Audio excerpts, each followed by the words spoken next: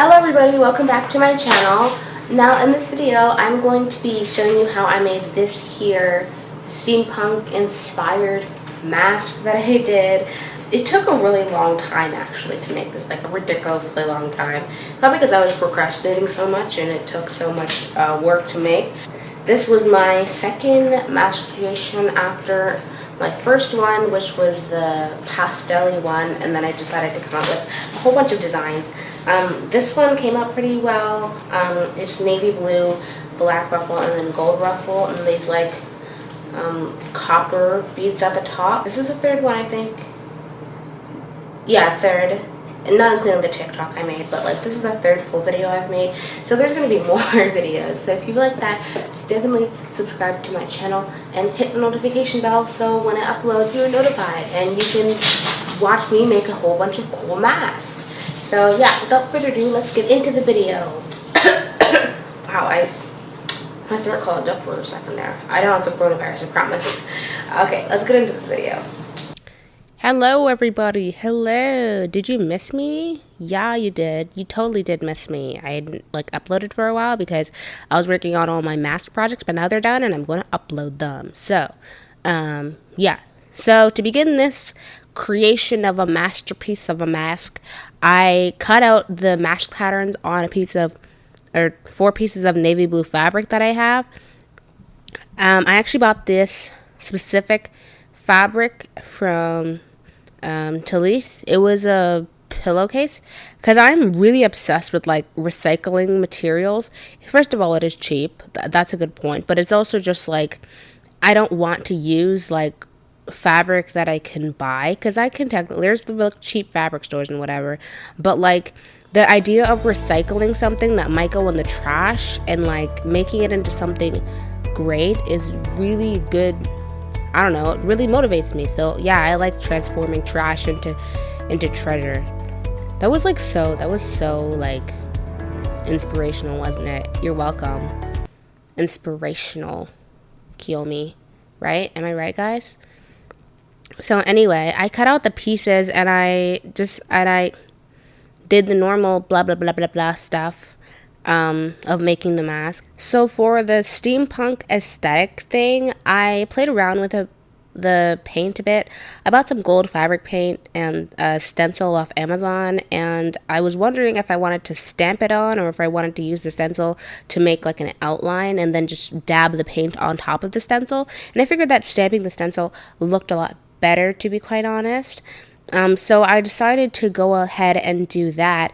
At first the gears didn't look that great because it's pretty hard to stamp paint onto something like this, like with only a stencil. Usually you have like some sort of stamp, but this was a stencil. It's not meant to be used like this. But I made it work kinda. I kept like pulling it up and painting, like dabbing more paint onto the stencil and stamping it back if I saw like any parts that were not painted in, and that worked out pretty well. I really did want like that kind of like not really finished look with the gears or whatever. I didn't want it to be like bright. I wanted it to be like kind of like old aesthetic, like rotting away, like fading away, you know what I mean? So for the next part, for the ruffles, I already had the black material ready, but I actually decided at the last minute to do gold. I was actually going to do the ruffles at the top in white instead of gold, but I figured that wouldn't look very well with the aesthetic. I didn't want to have like too many colors like cutting away at the aesthetic of the mask, so I decided to do gold. But I didn't have gold fabric, so I walked over to Dollar Tree to see if they had anything, and lo and behold, they had some sort of goldish pillowcase. So I grabbed that and I snatched it off the shelf and I brought it home, and I started cutting the strips to make the ruffles.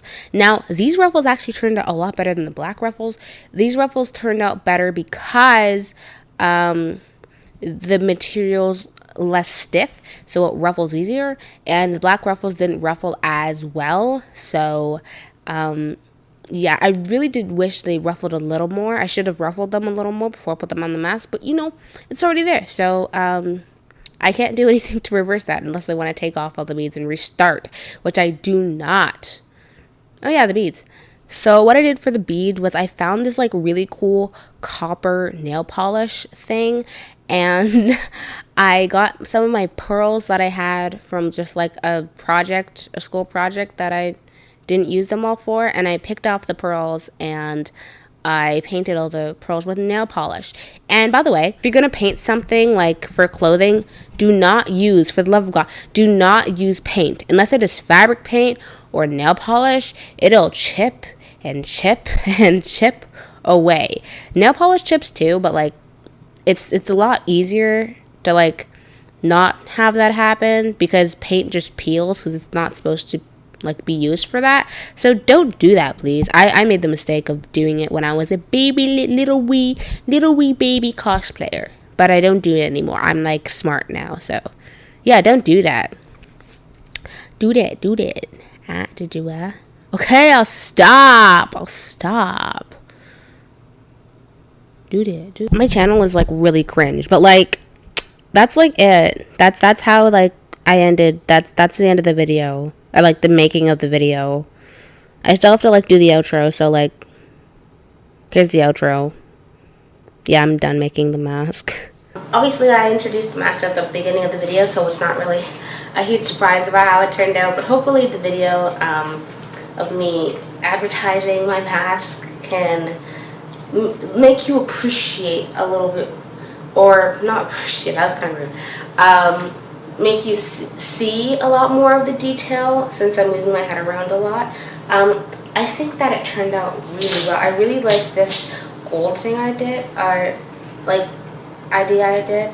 I was gonna like leave it without ruffles, but it looked so plain, so I went to Dollar Tree and I actually just bought a pillowcase, and the pillowcase was really like good at ruffling. Like it was amazing.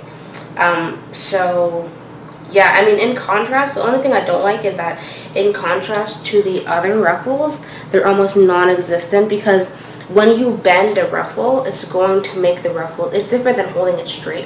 It's going to make the less ruffles show up when you bend it. So on this bend, almost all the ruffles disappeared on the black one, and that's kind of disappointing.